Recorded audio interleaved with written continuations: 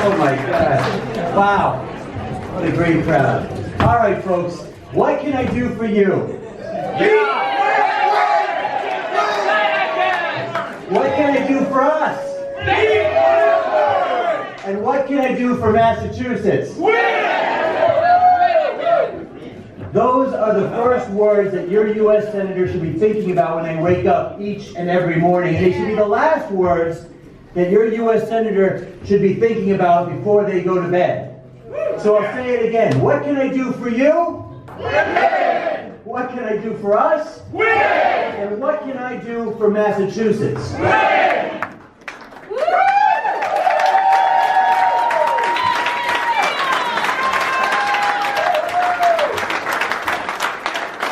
I gotta get serious here for a second. Can anybody in this room name for me one accomplishment by our current senior senator here in Massachusetts? I can name one. Nothing. Our father will be nothing. Anybody? Steve? John? Christy? That's my point exactly. You know, I like actually learning about some successful folks. I like to read about what makes them successful. You guys probably know this guy, Bill Belichick, runs a football team called the Patriots. Fred Smirlis is here. Where's Fred? Fred Smirlis is here. Play for the Patriots.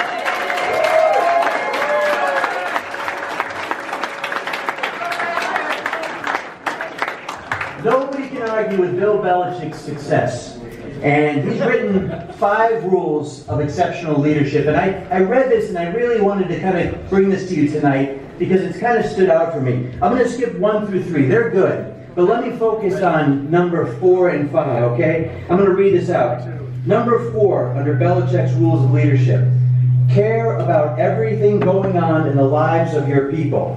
Specifically, Bill says, there are a lot of things that affect what happens on the field that occur off the field. Players have wives, girlfriends, they have babies, they have personal situations, they have parents who are sick. All of it runs in together.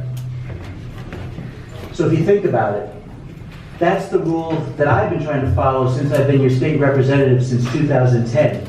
The people that I represent, the people that I care about, the people that are in this room, the people that I work for every single day, I care about their lives. I care about what makes them tick every day, what motivates them. That's what motivates me to try to do what I can do for you here in the towns of Abington, Whitman, and East Bridgewater that I've been so fortunate to serve, like I said, since 2010.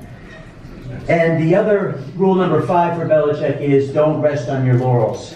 And I will say this, we have a lot of laurels to hang our hat on, if you think about it. In 2010, we actually had a kickoff in this very room in a race that nobody really expected that I would win. And just so you know, Representative Shauna O'Connell, I think she was announced here. Shauna O'Connell's here. Yeah.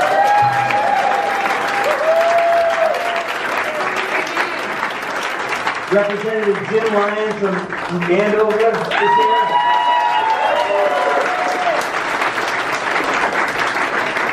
Those 2 are other seats that nobody expected to win. Shauna O'Connell, a Republican in Taunton, give me a break. Right? Jim Lyons was taking on the vice chair of Ways and Means in the House. Come on, that's not going to happen. And by the way, we also had Kevin Kuros win in that 2010 year. So fortunate to have him join me. He's here. Thank you, Kevin, for coming tonight. And I don't want to leave out Dave, the coach, who joined us recently, sits right to my left up at the State House, does a wonderful job in his district as well. We're so fortunate to have him. But I'll tell you, when we first ran in 2009, 2010, nobody expected we were going to win this seat. John Walsh, the Democratic Party chair, lived in Abington. You guys all know John Walsh? Yes. Okay. He's the one that brought us Deval Patrick as governor. He's the one that's now running Seti Warren's campaign against Charlie Baker. You guys familiar with this guy? Yeah. So he lived in Abington. And in the town of Whitman, where we're in right now, Shannon O'Brien, who ran against Mitt Romney, she's from this town. So we had her not exactly helping out with my race, by the way, too. And my opponent was from the third town of East Bridgewater, where his father was state rep and state senator before him. The seat had been held by Democrats for 14 years. I was going up against the vice chair of education on leadership track. It really was a race that probably, if I'd known what I was doing, wouldn't have even run. That's true. But I was 40 years old. I had 2 daughters at the time. They were 6 and 2. Look at them now. Aren't they beauties?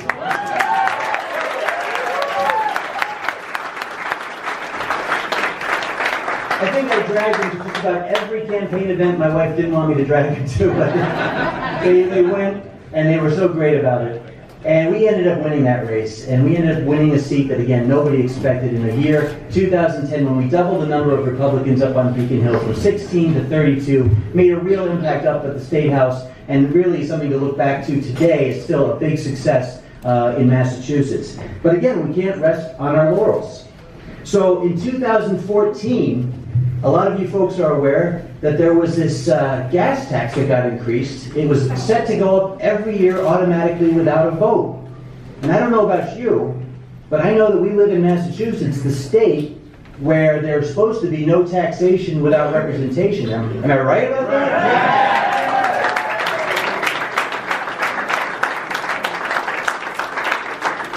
I don't know if you've seen the news lately, but Deval Patrick, by the way, today announced that he might be running for president of the United States. Bring it on! Bring it on! Bring it down! Bring it on! Bring it down! Well, he's the gentleman who brought us that forever gas tax, the tax that would go up automatically without a single representative vote forever. Would have cost us taxpayers $2 billion. $2 billion, and we put that back in everybody's pockets. You and everybody here who worked on that gas tax, you delivered a message to Beacon Hill that they need to be accountable to the constituents they serve. We were outspent $3 million to, I think, about $90,000. That's all we could raise. It was a tough row to hoe.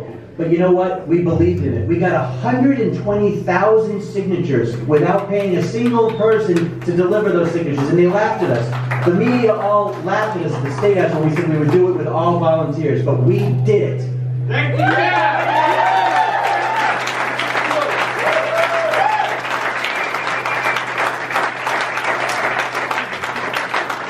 When we found a leaked memo from the Department of Transportation instructing chambers of commerce around the state to work with people from the Department of Transportation to defeat the ballot question, we took it to the press. You know what we got? A big ho-hum, nothing to see here. Okay? That's what actually happened. So we were up against it everywhere. But I was fortunate enough to be able to go on TV and go on radio. Howie Carr. Anybody heard of Howie Carr?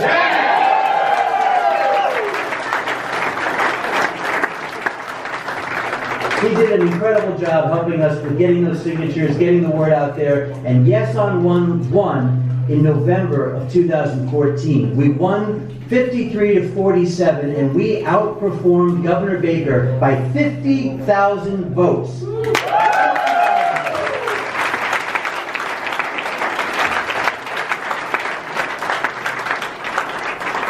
But you know what we ultimately did? We ultimately saved people money. And that's what it came down to. Household budgets would have been strapped with that gas tax going up automatically every year. I don't know how much you guys pay to put the gas in your pump the gas in your car. But it also would have cost you in everything you purchase in Massachusetts. A household would have been paying more for all the goods they buy because of the transportation costs that are increased. And don't think that your municipalities are exempt from the gas tax. So every ambulance run, every fire truck, every school bus, every police car, that extra cost in gas would have come through your property taxes. It's a regressive tax that hurts middle to low income families the most, and we won that issue against everybody on Beacon Hill. All the legislators who voted to make it happen kept us from getting it repealed in the House and Senate, but we delivered on 2014, and I have you to thank for that tremendous victory.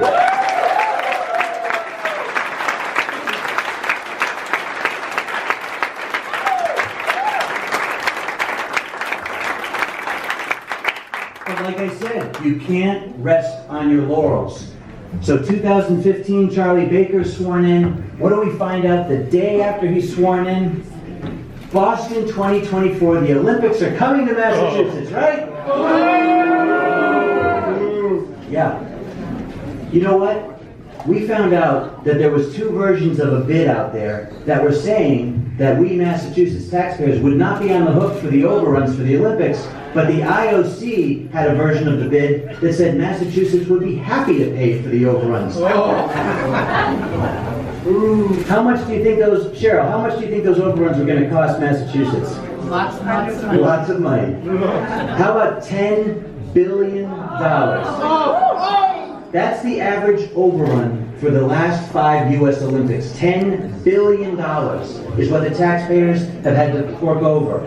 London, the most recent Olympics, went from $5 billion to $15 billion. The Montreal 76 Olympics just finished paying off their bonds a few years ago. That's how onerous the tax burden is to the cities and states who host the Olympics. But there we were, up on Beacon Hill, everybody trying to coast this thing along, including Governor Deval Patrick, who was getting paid $7,500 a day to push that boondoggle. Lock him up.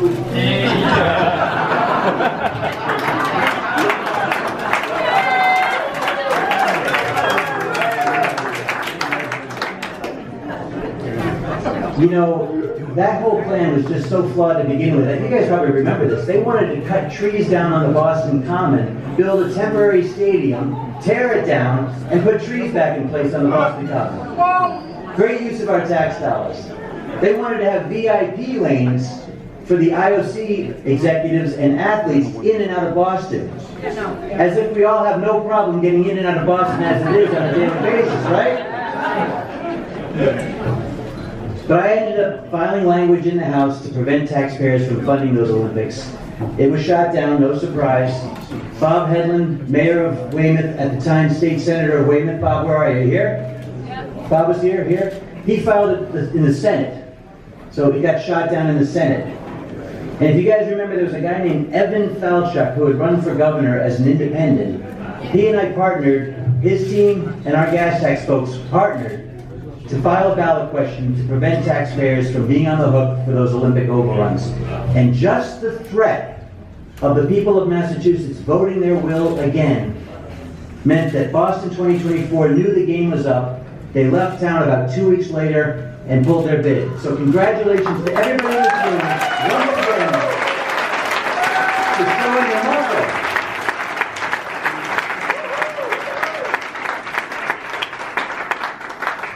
Now, there's one little common thread in all of those things that we've been able to accomplish for these years. We've been underdogs in just about every single one of these things. Okay? But let me remind you about a little thing called Super Bowl 51. Yeah. Remember when it was 28-3 in the third quarter, and Rob Gronkowski, I think, even missed another field goal? You guys remember that? That was the only Super Bowl that was ever won in overtime. You remember where you were when that happened? Because I can tell you where I was, and I can tell you where my wife was, and I can tell you where my daughters were. We were in the exact same seats in our living room watching the TV as we were 2 years prior when the Patriots won the Super Bowl. We were that superstitious. We had to sit in those seats the entire time so we wouldn't jinx it, so they would win that thing. So you're welcome. You're welcome, Belichick. You're welcome, Patriots. Speaking about my family, I've been very blessed to live in a great country, live in a great state, live in an incredible town like Whitman, where we can raise our kids with great neighbors, great schools, great teachers, great local law enforcement that put themselves on the line for us every day, great firefighters, great people at the town hall. Whitman is one of the greatest towns in Massachusetts. I'm sure you all come from different towns. Let me tell you.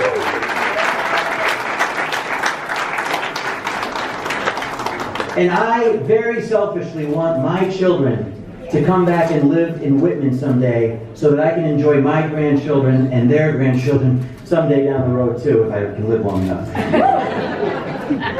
But I want a better future for them. I want a better future for you. I want a better future for your kids, your grandkids. That's what this is all about. We need to secure our borders. We need to stop illegal immigration. Yeah.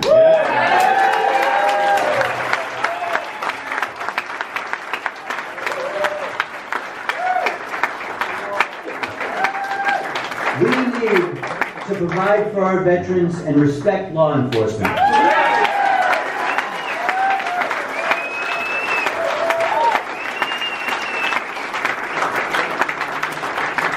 We need to cut taxes. We need to grow small businesses and the jobs that come with them.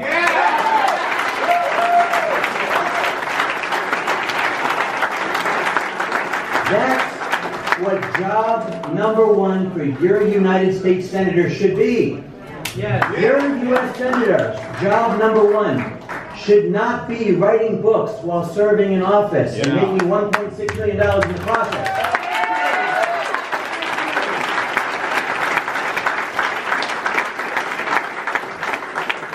Job number one for your U.S. Senator should not be to hope that the administration fails, and with it, the hopes and dreams of Americans across this country who voted him in November.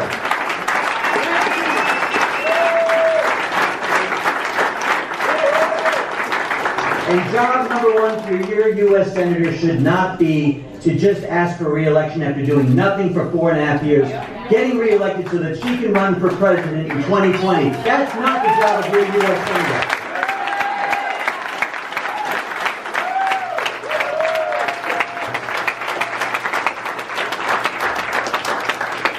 So let's make history again. Let's win the people's seat back like we did in 2010.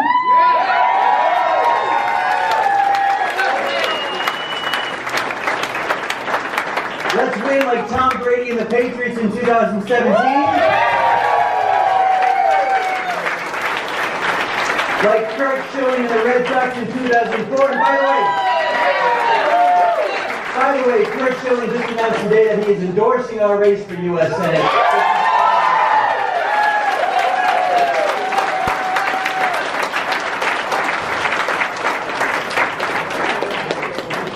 So I need you all. Whether you're here or whether you're watching this, I need you to join the team so we can win back the United States Senate in 2018.